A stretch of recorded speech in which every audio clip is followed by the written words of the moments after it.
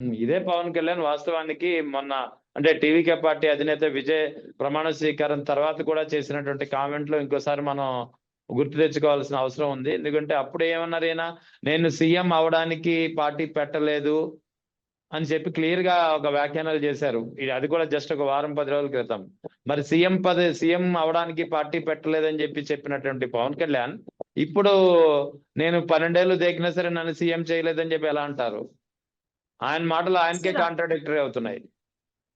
అది కూడా పెద్ద గ్యాప్ తీసుకోరు సార్. అదే ఆశ్చర్యమైన మాట. ఆ మాకు అర్థం కాని విషయం అదే ఏంటంటే కదా, పెద్దగా గ్యాప్ తీసుకోరు. ఆయన అన్న మాటకి ఎవరో కౌంటర్ ఇవ్వక్కర్లా, మళ్ళీ ఆయనే కౌంటర్ మళ్ళీ ఇస్తారు. ఆయనే కౌంటర్ ఇస్తాడు. అదే దారుణం. ఇప్పుడు మేము ఎన్నో మీటింగ్స్ లో చెప్పాము, ఇక సీఎం సీఎం అని అరవాలంటే మాకే సిగ్గనిపిస్తుంది. మీ నాయకుడికి లేని ఆలోచన మీకెందుకమ్మా? ఆయనకి సీఎం అయ్యే ఉద్దేశం లేనప్పుడు మీరెందుకు అరుస్తారని మమ్మల్ని హేళన చేస్తారు. అలా ఎలా చెప్పేశాడు? గుప్పిడ మూసినంత వరకు లోపల ఏముందో, వ్యూహం ఏముందో ఎవరికి అర్థం కాక బిక్కుబిక్కుమంటున్న పరిస్థితిని నెలకొల్పాలి గాని గుప్పెడ ఓపెన్ అయిపోయి నాకు సీఎం అయ్యే ఉద్దేశం లేదు, నేను రాష్ట్ర అభివృద్ధి కోసం వచ్చానంటే ఇంకేముంది? ఇప్పటికీ సీఎం సీఎం అంటామంటే ఇంకా ఉద్దేశం లేదు కదా, ఎందుకు ఉండదు సార్? మీకు చెప్పాడా ఉద్దేశం లేదని? ఆయన వ్యూహం ఆయనకుంది. ఇవాళ కాకపోతే రేపైనా సీఎం సీట్ లో కూర్చుంటాడు, ఆయన ఆలోచన ఆయనకుంది అంటూ మేము చెప్పుకుని కనీసం గొప్పగా డప్పన్నా అవును. కొట్టుకునేవాళ్ళం.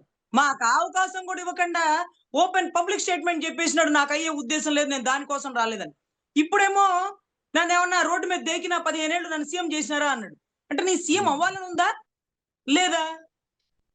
కనీసం ఐఏఎస్ ఐపీఎస్ అవ్వాలనుకునేవాడు కూడా కరోల్ బాగ్కి వెళ్ళి ఢిల్లీలో కోచింగ్ చదువుతున్న చివరి వరకు వెనక్కి వచ్చే వరకు నేను ఐఏఎస్ అవ్వాలి అవ్వాలి అవ్వాలి అనే తపనతోనే ఉంటాడండి. ఒకవేళ అవని అవ్వకపోని, కానీ అవును. నువ్వు చిట్ట చివరిలో అనుకోవాల్సింది మధ్య మధ్యలోనే నాకు అయ్యే ఉద్దేశం లేదని స్టేట్మెంట్లు ఇచ్చేస్తే పాప నీ సైన్యం రేపటి రోజు ప్రెస్ మీట్ లో క్వశ్చన్ అడిగినప్పుడు మా నాయకుడు ఆ ఉద్దేశంతో లేడండి, రాష్ట్ర అభివృద్ధి కోసం అనగానే మరి అక్క మొన్న నువ్వేం చెప్పినావు అక్క, మా నాయకుడు 2029 సీఎం అవుతాడు, 2024 సీఎం అవుతాడు అంటూ వాళ్ళ వర్షం వాళ్ళకే పెట్టి వినిపించు వాళ్ళ హేళన చేస్తున్నారు. ఈ రోజు నీ మాట వల్ల నీ జన సైనికులో, అధికార ప్రతినిధిలో, నీ అభిమాన బృందాలో వాళ్ళ మాటను వాళ్ళకే పెట్టి హేళన చేస్తున్న పరిస్థితి. వాళ్ళ మాటను వాళ్ళకి పెట్టక్కర్లా, నీ మాట నీకే పెట్టాల. నువ్వు ఆ రోజు అవనని చెప్పావు, ఈ రోజు నన్నేమన్నా సీఎం చేసినారా మీరంటారు. ఎవరు చేయాలి సీఎం? ఎవరు చేయాలి సీఎం? చంద్రబాబు గారు చేస్తారా నిన్ను సీఎం ని? బీజేపీ వాళ్ళు చేస్తారా నిన్ను సీఎం ని? ఎవరు చేయాలా? నీ అభిమాన బృందం, నీ జన సైనికులు, నీ సామాజిక వర్గము, బడుగు బలహీన వర్గాల్లో కలిసి చేయాలా. వాళ్ళకి నువ్వే నమ్మకాన్ని కల్పించడం. రావడం సింగిల్ గా వస్తే అరే బాబు ఒంటరిగా వచ్చినాడయ్యా, కష్టం అనిష్టం మనం నిలబడాలా, లేకపోతే ఒంటరోడు అయిపోతాడు, మనల్ని నమ్ముకునే కదా వచ్చిందయ్యా, మనల్ని నమ్ముకునే కదా అనే ఒక ఆవేదన బాధ మాలో ఉంటది. రావడం అవతలోడు గెలుపుకొచ్చినాం, మళ్ళీ బయటకు వచ్చి సార్ విడిపోయారన్నారు, ఒక క్లారిటీ చెప్పండి. నిన్న దాసరాము గారు కూడా అదే అన్నారు, విడిపోయారని జనాలకు చెప్తున్నారే గాని విడిపోలేదు. వాళ్ళ ఒక వ్యూహం ద్వారానే విడిగా వెళ్ళారు, విడిగా వెళ్ళారు, విడిగా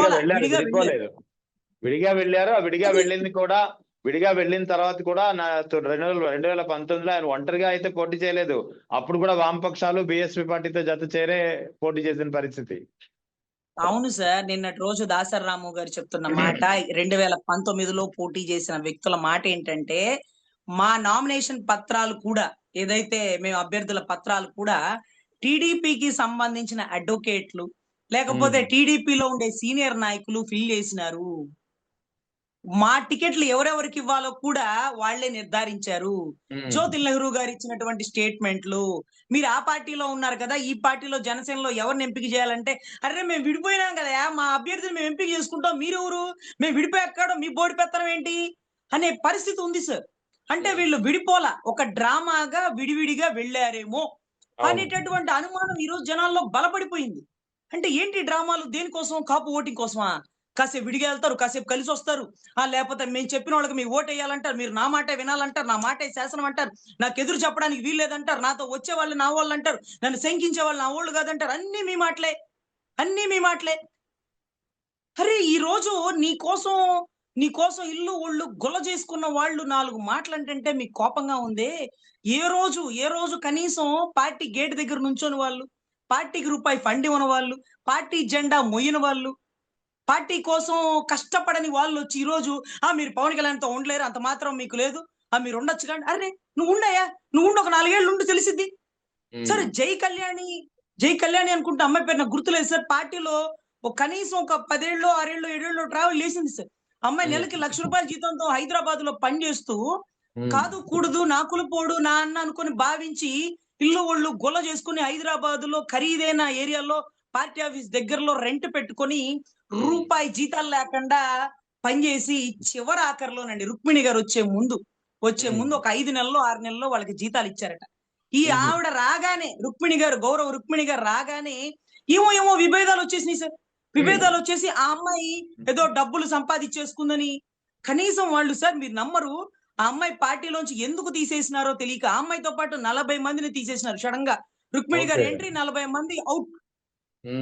అంటే ఒకళ్ళు అవుట్. 40 మంది ఇప్పుడు ప్రజారాజ్యం నుంచి పనిచేసిన వాళ్ళు, హైదరాబాద్ ఆఫీసుల దగ్గర పనిచేసిన వాళ్ళు, ఆయనతో పాటు మంగళగిరి ఆఫీస్కి వచ్చి పనిచేసిన వాళ్ళు సడన్ గా అవుట్ అయిపోయారండి. అరే దీనికి కారణాలు అర్థం కావట్లేదు. ఇంకా ఆవిడ మీద బురద జల్లుతా వాళ్ళ బృందం ఉంటది, టక్కుమని బయటకు వచ్చేస్తారు. నువ్వు పార్టీ నుంచి బయటకు వెళ్ళిపోయావు, నువ్వు అవతరుడు కమ్ముడిపోయావు, నువ్వు ఇంత సంపాదించావు, ఇదే డైలాగులండి. తర్వాత చూస్తే నిన్ను అదే తిట్టారు, నన్ను అదే తిట్టారు, బయటకు వచ్చిన కూడా అదే తిట్టారు. స్క్రిప్ట్ ఏం మారదండి, మొత్తం బయటకు వచ్చేస్తారు. కానీ ఆ అమ్మాయి అండి కాపు మహిళ. ఆ పిల్ల ఎంత ధైర్యంగా అంటే తనకు పడ్డ బాధ ఆవేదన, నన్ను ఎందుకు రిజైన్ చేసినారు, నన్ను ఎందుకు తీసేసినారు, కారణాలు చెప్పండి అన్నా అని ఎన్ని రోజులు అపాయింట్మెంట్ పెట్టినా కనీసం స్పందించకపోగా ఆ కారణాలు ఈ కారణాలు అంటూ జనాలతో బూతులు తిట్టిస్తే ఆ అమ్మాయి ఒకానొక టైంలో అవమానం తట్టుకోలేక సూసైడ్ చేసుకుందాం అనుకున్నానండి, నాకు బిడ్డలు ఉన్నారు, నన్ను నమ్మి నా భర్త ఉన్నాడు అని భావించి ఆ బాధలో చచ్చిపోలేదు సరిగదా. ఆ బాధలోంచి బయటకు వచ్చి నిన్నటి రోజు పిఠాపురంలో బీసీవై పార్టీలో అమ్మాయి చేరి అవసరమైతే పవన్ కళ్యాణ్ గారి ఎదురుగా నుంచొని పోటీ చేస్తా అంటూ లోన్ తెచ్చుకొని డబ్బు దగ్గర పెట్టుకుంటే ఆ బీసీవై పార్టీ నుంచి ఆ అమ్మాయికి టికెట్ రాకుండా ఇంకొక అమ్మాయికి వచ్చిందండి. నేను ఆశ్చర్యపోయి అడిగినా, అన్నకి ఎదురుగా నుంచొని పోటీ చేయడమా అంటే, అర్రే ఆ బాధ ఆవేదనలోంచి వచ్చేటటువంటి ఉగ్ర రూపంతో ఉన్న మహిళలు ఎంత తిరుగుబాటు చేస్తారనడానికి ఆ జై కళ్యాణినే నాందండి. వాడి పేరు కూడా నాకు అదో తెలియదు, గుర్తులేదు.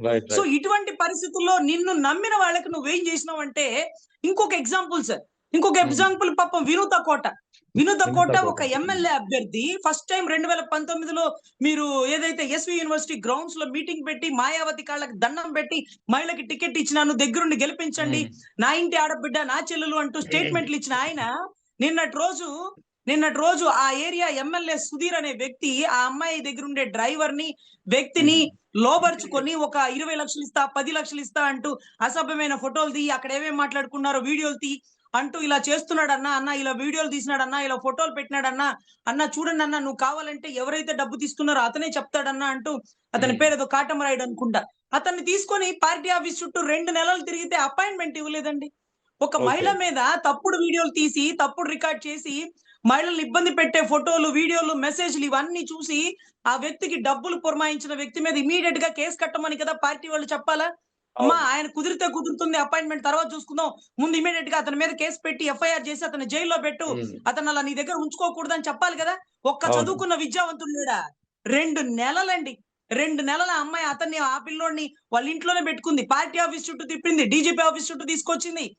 తర్వాత శివశంకర్ గారు, మనోహర్ గారు, హరిప్రసాద్ గారు, వీళ్ళు ముగ్గురు కలిసి నీకెందుకమ్మా 2 నెలలు ఆయన అపాయింట్మెంట్ కుదరట్లేదు అంటే, ఒక ఎమ్మెల్యే అభ్యర్థి మహిళకి, కష్టకాలంలో మహిళకి నువ్వు అపాయింట్మెంట్ ఇవ్వలేవా? ఎందుకు చెప్తున్నానంటే, సౌదీ నుంచి అంట ఒక అమ్మాయి ఒక వీడియో చేసిందంట, నాకు కష్టం వచ్చిందన్నా నన్ను ఆదుకో అని. ఆయన ఆదుకున్నాడంట, వాస్తవమే. మరి ఇక్కడ నీ కింద పని చేసి ఎమ్మెల్యేగాలు చేసి తన్నులు తినించుకొని కేసులు వేయించుకొని ఆస్తులు పోగొట్టుకున్న మహిళ ఒక్క అపాయింట్మెంట్ అడిగితే ఎమ్మెల్యే అభ్యర్థికే నువ్వు అపాయింట్మెంట్ ఇవ్వలేదే. సౌదీలో ఉండే వీడియో చూసి ఆ బిడ్డ నువ్వు కాపాడినానని స్టేట్మెంట్ ఇస్తుంటే ఏమన్నా అర్థం ఉందా సార్? ఆ బిడ్డ ఆఖరికి ఏదైతే కాటమరాయుడు అనే వ్యక్తిని మీరు ఇంట్లోంచి పంపించేయండి అమ్మా, ఎందుకు 100 రూపాయల స్టాంప్ పేపర్ మీద వాళ్ళ అమ్మకి వీళ్ళని కూర్చోబెట్టి రాయించేయండి అని రాయించేశాక ఆ వినూత అడిగిందట, సార్ అతను బయటికి వెళ్ళి అతనికి ఏదైనా అయితే మనకి ఏమైనా ఇబ్బంది ఉంటది, ఒకసారి అన్నతో మాట్లాడించండి సార్, అన్నకి నన్ను ఇలా ఇబ్బంది పెట్టాడని ఆ కాటమరాయుడు అనేవాడు అన్నకి చెప్తాడు సార్, చెప్పిన తర్వాత అన్న ఏ చర్య తీసుకోమంటే ఆ చర్య తీసుకుంటాం సార్, అతను ఒకవేళ కూటమి ధర్మం అతన్ని వదిలేయమంటే వదిలేస్తాం సార్, కానీ అన్నతో ఒక్క అపాయింట్మెంట్ ఇప్పించండి సార్ అంటే అన్న అపాయింట్మెంట్ కుదరలేదట. ఆయన బయటికి పంపించేశారట, అతను చనిపోయాడు. ఆ కేసులో ఈ అమ్మాయి ఈ రోజు మర్డర్ కేసులో ముద్దాయి అతను, ఆ అమ్మాయి, అతని భార్య, అతని భర్త, అతని కుటుంబ సభ్యులు అందరూ. రైట్. అంటే నీ కింద పని చేసి నిన్ను నమ్మి నీకు ఎమ్మెల్యేగా పోటీ చేసి ఆస్తులు గుల్లగొట్టుకున్నోళ్ళు ఇబ్బందికర పరిస్థితుల్లో కూడా నువ్వు అపాయింట్మెంట్ ఇవ్వబోయే ఏ కారణంతో నువ్వు బయటికి పంపించేస్తున్నావో కారణాలు కూడా చెప్పకుండా నీ బృందాన్ని తీసుకొచ్చి బూతులు తిట్టిస్తే వైసీపీ కోవట్టు డబ్బులు తీసుకుందని నిందలేపిస్తావే ఆ బాధతో ఆవేదనతో నిన్ను నమ్మిన వాళ్ళు ఏదైనా సూసైడ్ చేసుకుంటే దానికి కారణం నువ్వు కాదా నీ పార్టీ కాదా పోయిన రైట్. వాళ్ళని పోనివయ్యా నువ్వు బురద చల్లడం ఎందుకు నువ్వు రైట్. బురద చల్లడం ఎందుకు వాళ్ళు పోతారు ఎందుకు పోయారు రెండో వాడు పోయినప్పుడు ముందు వాడు ఎందుకు పోయాడో తెలిసిద్ది నాకు ముందు వాళ్ళు ఎందుకు పోయారో నాకు తెలియలా ఒక్కడన్నా రైట్. పోయినోడు స్టేట్మెంట్ ఇవ్వాల ఈ కారణంతో వెళ్ళిపోయాను మీరు నమ్మకండి నమ్మి అక్కడ ఉండకండి అని నేను చూడలేదు కూడా వీడియోలు దరిద్రం నేను బయటకు వచ్చాక మాత్రం జనాలకి అవేర్నెస్ ఇవ్వకపోతే వాళ్ళ జీవితాలు కూడా మా జీవితాల్లాగా పోతాయి రైట్. సో ఇటువంటి పరిస్థితుల్లో ఎక్కడో సౌదీలో ఉండే ఆడబిడ్డకి సాయం చేస్తానన్నప్పుడు సుగాలి ప్రీతి తల్లికి కూడా చేసి ఉండాల్సింది పాపం మనం ఇచ్చిన రైట్ మాట మేడం. కదా మొట్టమొదటి రైట్. సంతకం కదా అదే రైట్. రకంగా రైట్. వినూత కోటకి చేసి ఉండాల్సింది జై కళ్యాణికి చేసి ఉండాల్సింది ఇంకొకరికి చేసి ఉండాల్సింది ఇవన్నీ రైట్. చేయకుండా 15 సంవత్సరాలు నేను దేకాను నన్ను సీఎం చేయలేదు అంటే నీ వెనకాల ఉన్న వాళ్ళకి నువ్వేం చేసినావు వాళ్ళు ఏం చేసినారో అని అడగడానికి నువ్వేం చేసినావు నిన్ను రైట్. నమ్ముకున్న ఆడబిడ్డలు నీ కోసం వచ్చిన ఆడబిడ్డలకు నువ్వేం చేసినావు అని ఈ రోజు అక్కడ రైట్. ఉండి నమ్మి మోసపోయిన వాళ్ళు నిలదీస్తారు కానీ ఆ టయానికి వచ్చి ఓటేసిన వాళ్ళకి తెలియదు సార్ వాళ్ళు రైట్. సినిమా గ్రాఫ్ లోనే ఉంటారు ఆయన పక్క మీటింగ్ మధ్యలో నవ్వగానే ఒక రకమైన సంతోషం అన్న నవ్వాడు రైట్.